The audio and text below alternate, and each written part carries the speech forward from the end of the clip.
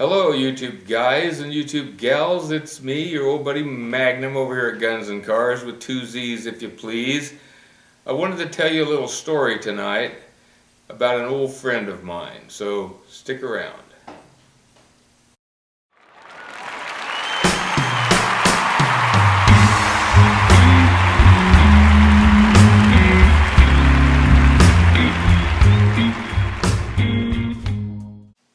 I'm glad you stuck around. The little feller you see behind me here is Rudy Kazudi.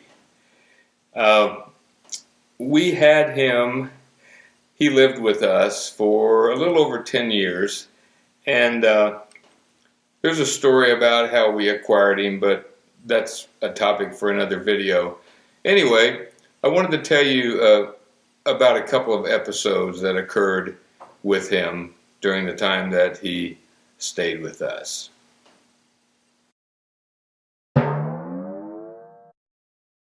The event that has become known as the flower incident occurred one evening after we got home from work.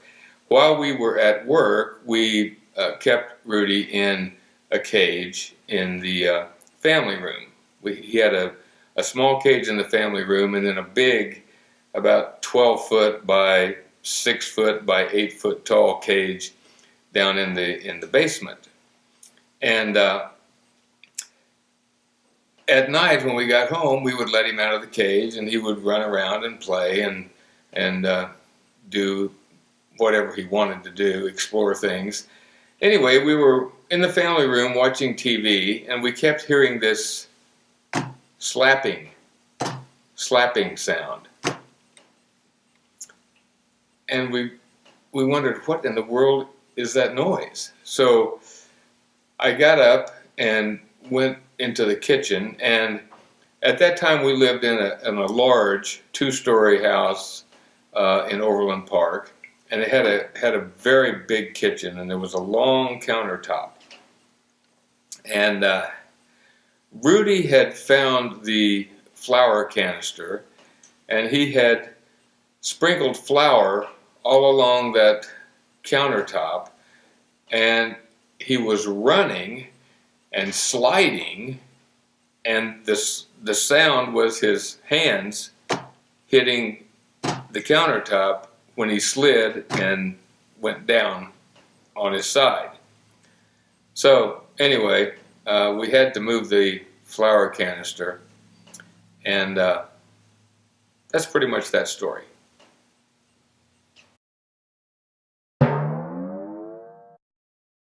The second story I wanted to tell you is what has become known as the Apple Incident.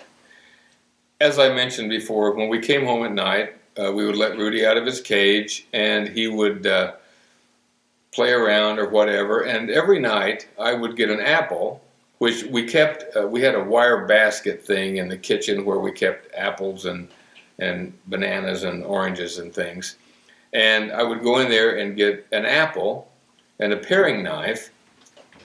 I would sit in my recliner. Rudy would scurry in there and jump up on the arm of the chair. And yes, you did.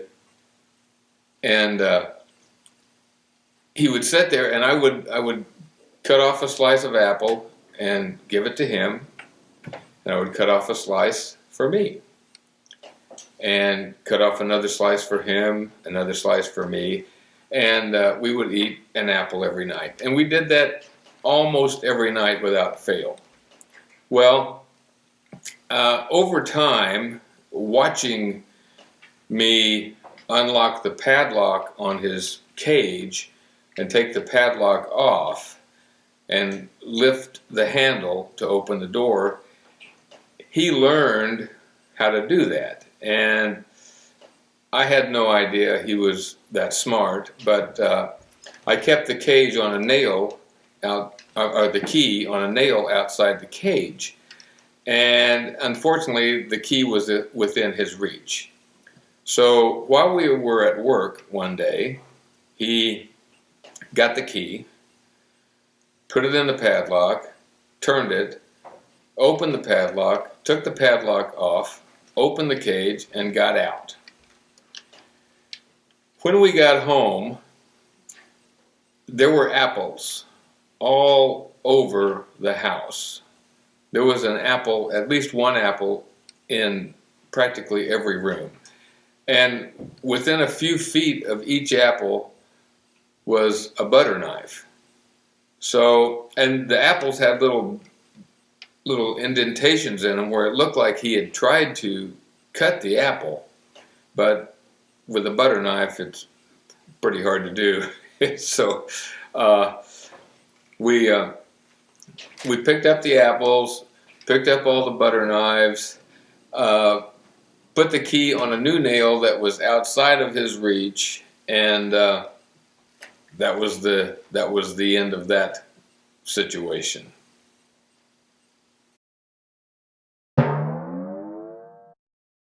One final incident. On Saturdays, I like to go to McDonald's and get a Dr. Pepper. And Rudy liked to go with me in the summertime when it was warm enough. So we would get in the car, he would sit on the passenger side and look at the cars as they drove past us. And we would get to McDonald's and I would order my Dr. Pepper, and I would always order him a box of McDonaldland cookies. They're like little animal crackers. We would go through the drive-thru, pull up to the window, and when we got to the window, at that time, the McDonald's had a shelf that stuck out past the window, and Rudy would, when we got to the window, Rudy would jump out of the car and up onto that shelf with his hands out because he knew that the cookies were coming, and we seemed to always get a different person at the window, and most of them would pretty much freak out and say, "What do I give them to him? What do I do?" "Yeah, give them to him." "Okay." They would give him to him. He would jump back in the car, sit on his passenger seat, open the box, open the cellophane inside, take out a cookie, and give it to me. And I would eat the cookie, and he would watch me eat it, and then he would be satisfied. And I guess maybe I was his food taster, I don't know. And then he would sit down and eat his cookies on the way home. So that's the 3 Rudy stories for tonight. I hope you enjoyed them. At the time we bought Rudy, and I said this was a different video, but at the time we bought him, I didn't realize it at the time. I agreed with Mrs. Magnum to go ahead and get him.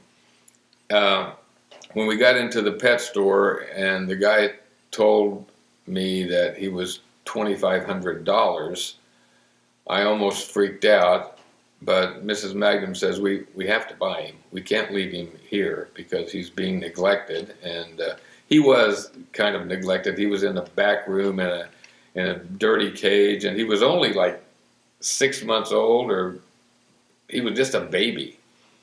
And anyway, nowadays they run between 10 and 15,000. So probably not going to buy another one. Anyway, that's my story for tonight. Until I speak with you again, and even after that, you stay safe.